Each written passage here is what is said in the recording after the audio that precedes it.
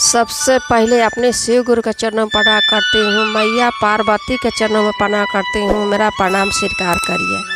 हरिंदर भैया लीलम दीदी के चरणों में प्रणाम करते, मेरा प्रणाम स्वीकार करिए। मुझे सुनने वाली सभी गुरु बहन गुरु भाई के चरणों में प्रणाम करती हूँ, मेरा प्रणाम स्वीकार करिए। अमवा लगवला पिया हो, महुआ लगवला, अमवा लगवला पिया हो,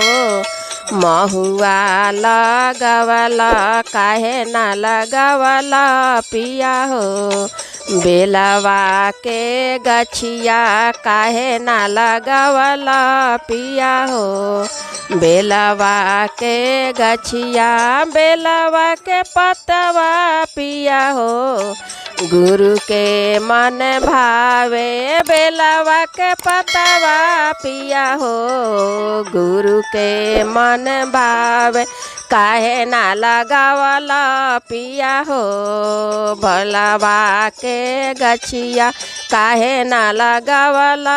पिया हो, बेलवा के गछिया केलावा लगावला पिया हो, सेउआ लगावला, केलावा लगावला पिया हो, सेउआ लगावला, काहे ना लगावला पिया हो, भंगिया के गछिया काहे ना लगावला पिया हो, भंगिया के गछिया भंगिया के पतवा पिया हो, गुरु के आहारवा भंगिया के पतवा पिया हो, गुरु के आहारवा काहे ना लगावला पिया हो, भंगिया के गछिया काहे ना लगावला पिया हो, भंगिया के गछिया चंपा लगावला पिया हो, चमेलिया लगावला, चंपा लगावला पिया हो,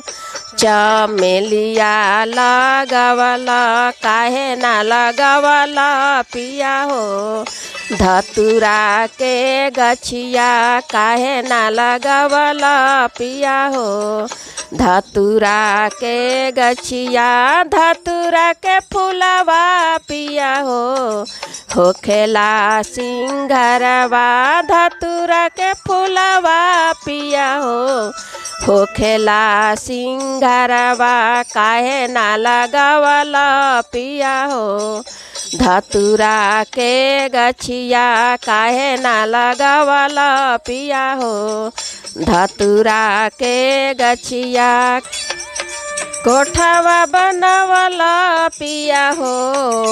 कोठरिया बनवला, कोठवा बनवला पिया हो,